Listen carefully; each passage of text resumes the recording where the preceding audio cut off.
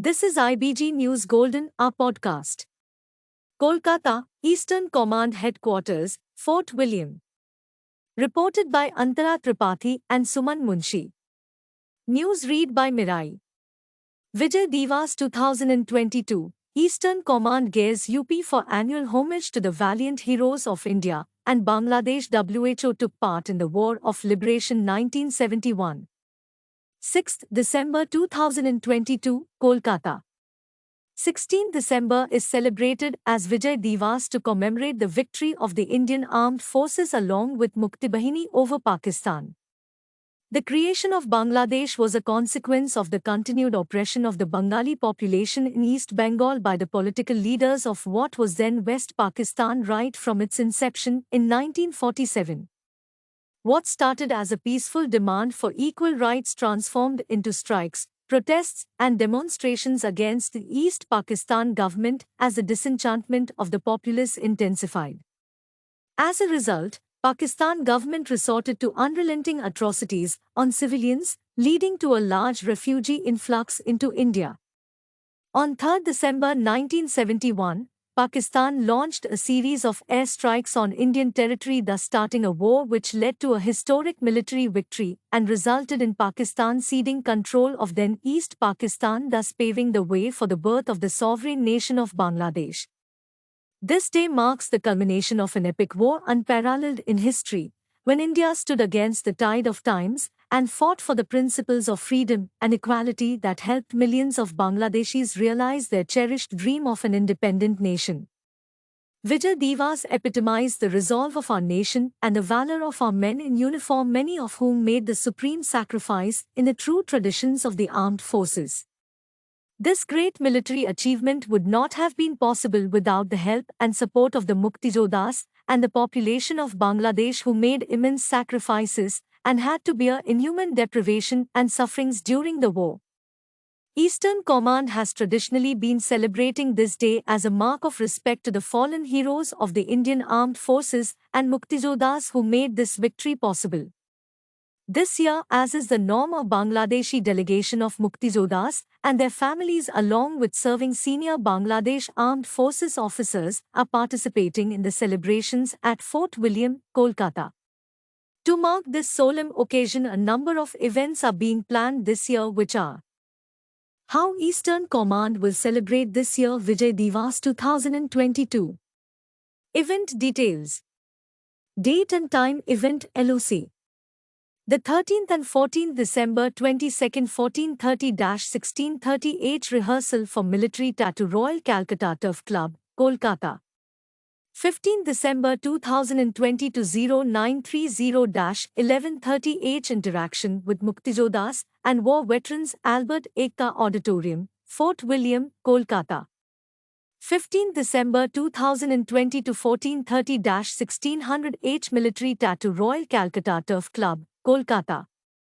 16th December 2020 to 0830-0930H wreath laying Vijay Smarak, Fort William, Kolkata. 16th December 2020 to 0930-1030HT and media interaction including the display of exhibits. Vatika. Fort William, Kolkata. 16th December 2020 to 1715H Cultural Program and Light and Sound Show Victoria Memorial Hall, Kolkata. You are listening to IBG News Golden, our podcast. News read by Mirai. New Delhi, 6th December 2022. National Crisis Management Committee, NCMC, meets to review preparedness for possible cyclonic storm over Bay of Bengal. By PIB Delhi. The National Crisis Management Committee, NCMC, under the chairmanship of Cabinet Secretary Shri Rajiv Gauba, met today and reviewed preparedness of central ministries, agencies, and state union territory governments to review preparedness for the possible cyclonic storm over the Bay of Bengal. The Director General, India Meteorological Department, IMD, briefed the committee about the current status of the weather system in the Bay of Bengal, which is likely to move west-northwestwards and concentrate into a depression over southeast Bay of Bengal by today evening.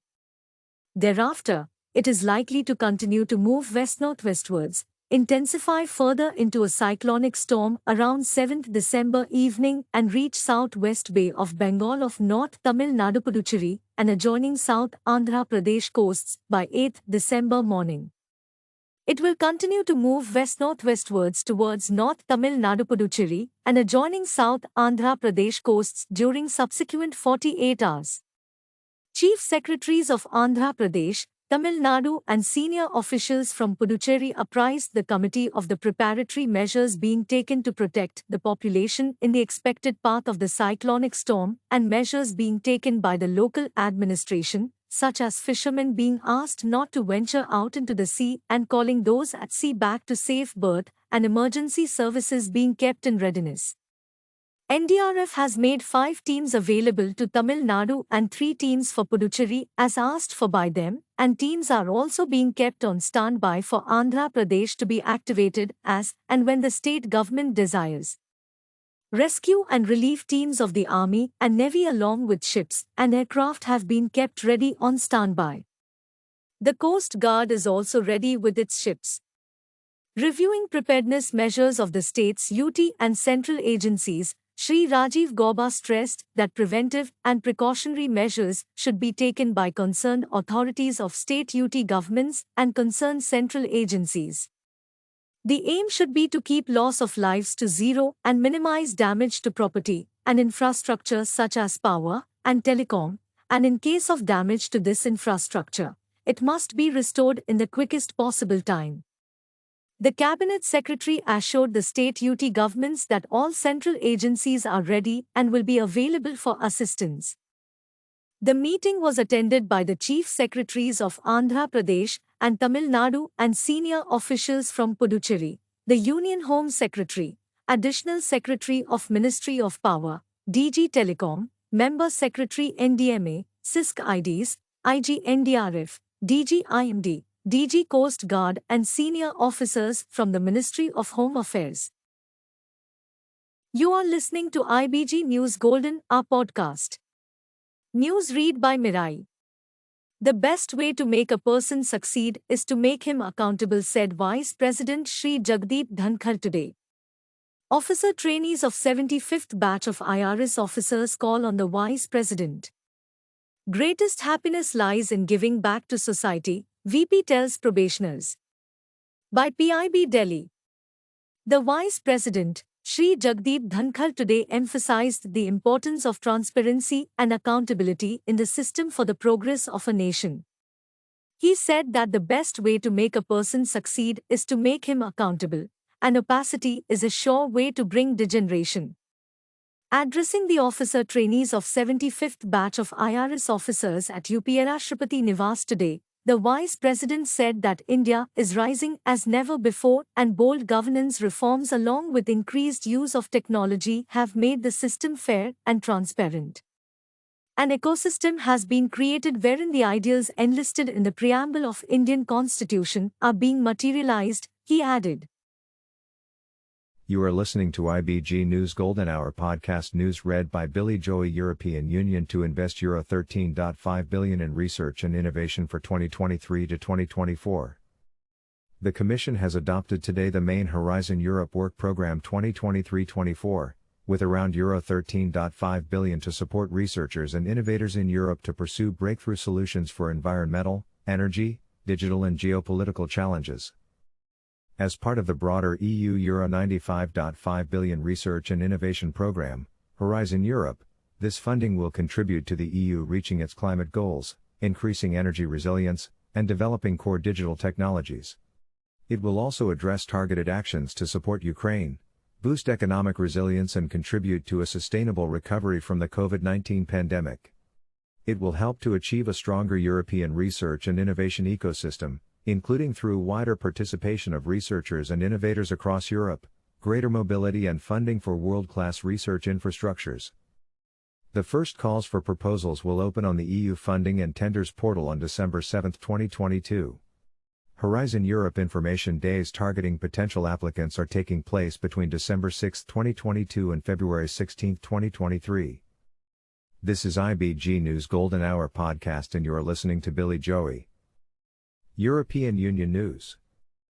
Denmark and Latvia will receive substantial funds under the European Maritime, Fisheries and Aquaculture Fund for 2021 to 2027. The Commission has adopted the European Maritime, Fisheries and Aquaculture Fund, (IMFAF), programs for Denmark and Latvia. The total amount of the allocated funds for Denmark, which cover this 6-year period, is €287 million, of which the EU contribution accounts for €201. The total amount of the allocated funds for Latvia is €192.7 million over the next 6 years, of which the EU contribution accounts for almost €135 million.